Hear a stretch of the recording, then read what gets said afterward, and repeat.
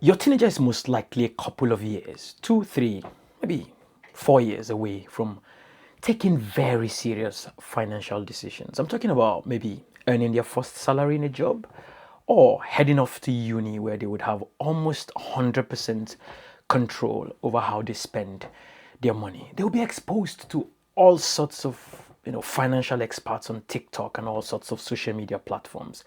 They would be exposed to things like gambling. They would be exposed to things that would have life changing impacts like credit score, buy now, pay later.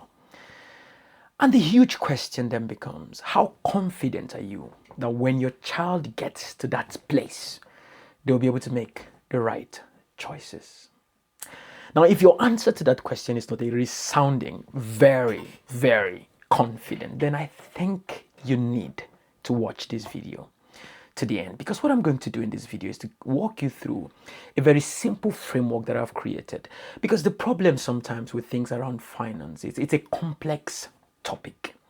It's not by accident that you have all sorts of experts and fields of specialty in this area. So you've got economists, you've got financial accountants, you've got investment experts, all sorts of expertise in this area. So it's a complex conversation to have, and not many parents are equipped to be able to do it. And that's why I've created a simple framework around 3 structures: come from, go to, and work for me.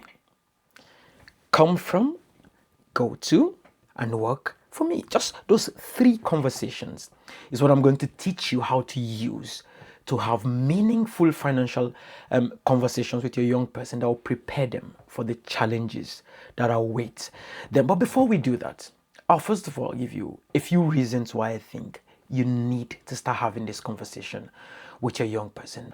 Research has shown that a lot of young people learn about finance and about money from their parents in 3 major channels: what the parents say about money, what they model about money, and the opportunities they give their children to experiment around money. Those 3 things are very key as to how young people get to learn about money. Also, research has shown a clear relationship between children who have this level of exposure to money and the kind of behavior, their behavior towards money, their well-being. Several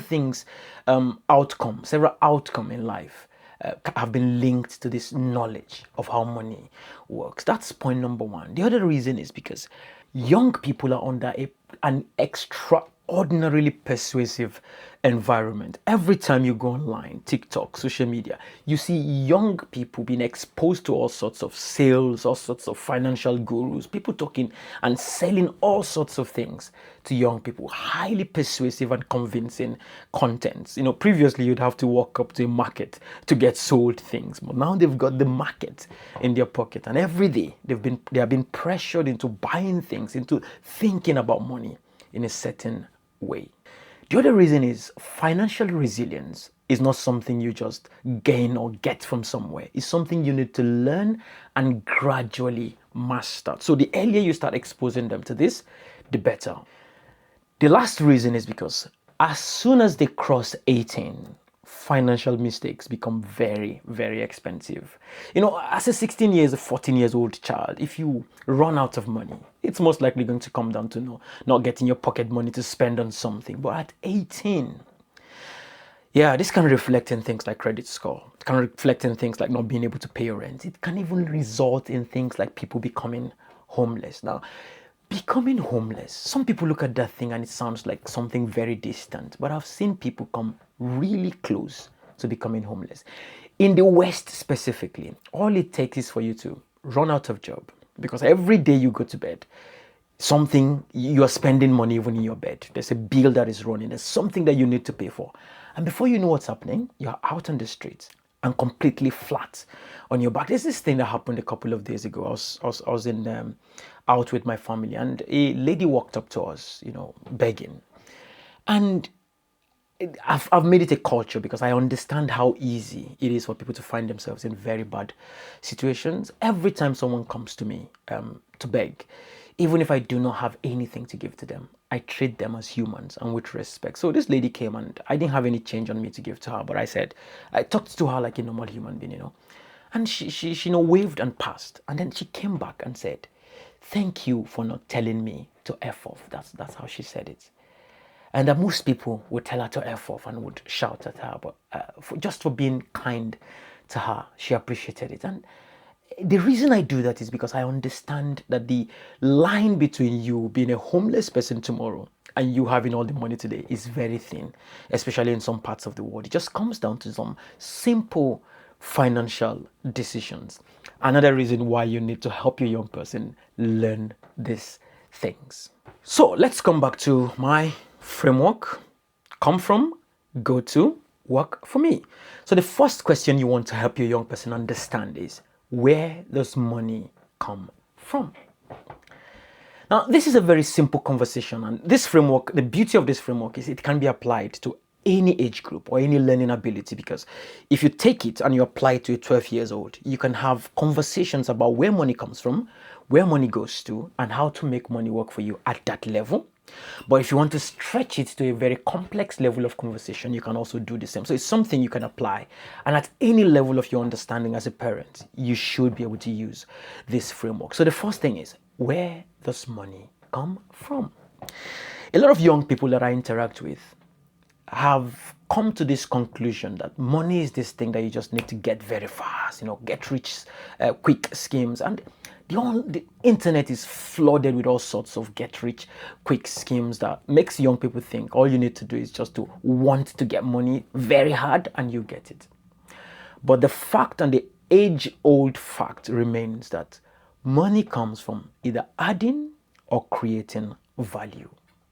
And when I say add or creating value, I'm talking about it could be in form of you giving your time for money, giving your skills for money, or being able to take risks that other people are unwilling to take. But every time you get money, you are either creating value or adding value. And that's what you need to help your young person to understand through this conversation. You need to, clear their minds of all these ideas that money is this thing that comes. The way we deal with our children and our young people about money is something we give to them. It's something they come to us and ask for and we give to them. But in reality, as they transition into adulthood, that's not what money is. Money is something that they have to earn. And that's a conversation you need to start having with them early enough so that when they get to that age, they won't sit there waiting for somebody to give them money or get fully disappointed if money doesn't come the way it used to come. Here's a simple question you can use to start a conversation with your young person. If you need £100 or 100 naira, 100 euros, $100, 100 whatever currency you're using in the next 3 months, maybe to buy a phone or to do something, what do you think you can start doing now that people will be willing to pay for?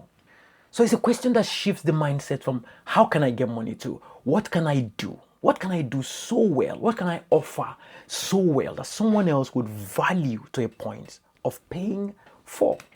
This can be things as simple as, washing a car for a neighbor or starting some extramural lessons online or anything that can be done to earn money. Something else I encourage parents to do is, so you spend money every day for a young person on different things. You could tie that to some form of earning. And this happens in my house where my daughter sometimes, does the chores, the basic thing she does, and she earns money for it. Now that thinking associates earning money to doing something or solving problems. Now the next conversation is, where does money go to? And now this is a very important aspect of the conversation because money, and there are all sorts of myths and proverbs about money where you hear some people say things like money has wings, it flies, money is like a butterfly, it flies all sorts of things about money. But the basic fact here is that money would always go somewhere.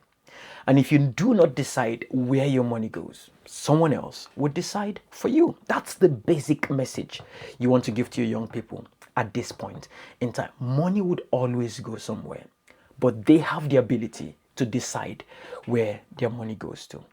And if, for example, your teenager has £50, $50 again, 50 euros, feel free to add or use any currency you're familiar with.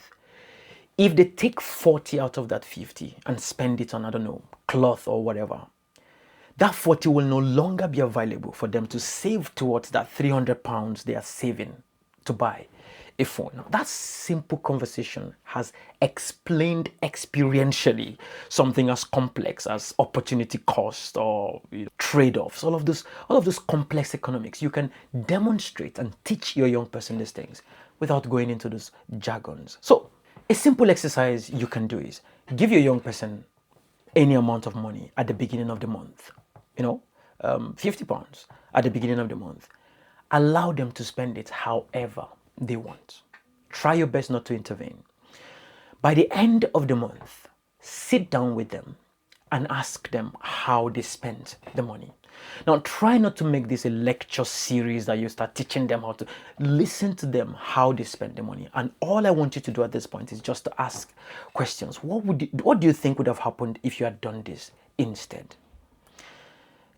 Why did you choose to do this instead of that?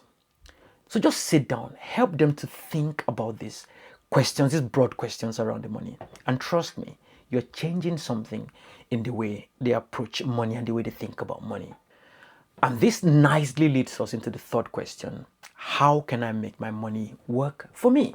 So in the course of that conversation, you can then take them on that path of helping them understand how best to make their money work for them. Now, when money comes to your hand, when you have custody of money, remember what we just said, it would always pass. It will always go somewhere.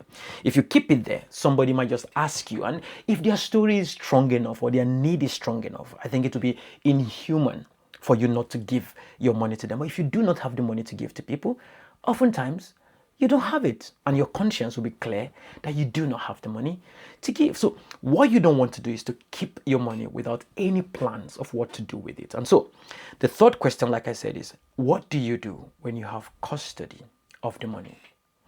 3 things or 4 things that can happen to your money at that point. You can either use it for today, use it for tomorrow, or allow it to grow and start working towards your future, or maybe just give it away. Now, all of these things are good things depending on the situation. So, working or using it for today, there are needs. And again, that brings the concept of needs and wants. There are things that you need to do, essentials like clothes that you need to wear. However, when we're talking about clothes, you must understand that there are cheap clothes and there are brands that you want to wear. The question then becomes, do you need the brand or do you just need something to wear? So there are things you have to do today. There are things you need to do tomorrow. And when I say tomorrow, I'm not talking about investment yet. I'm talking about unforeseen happenings. Your young person needs to start understanding that every time you get some money, you must keep some aside for things that might come up. People fall ill, things come up in life, and they must know how to save towards those things. But beyond things coming up tomorrow, there's the thing around allowing your money to work towards your future. And that's the concept of savings, things of compound interest, and all these other complex conversations, investments, and all of these other conversations around that space.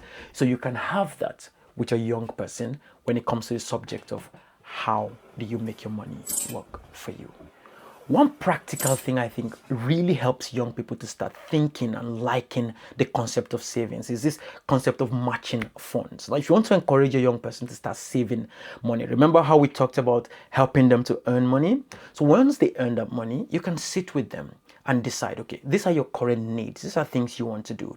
However, if you decide to save £5 towards that phone that you want to buy, towards that vacation you want to go, I would match it with a £1. Now that motivation that comes from you telling them you would match whatever they save would encourage them to start saving towards the future.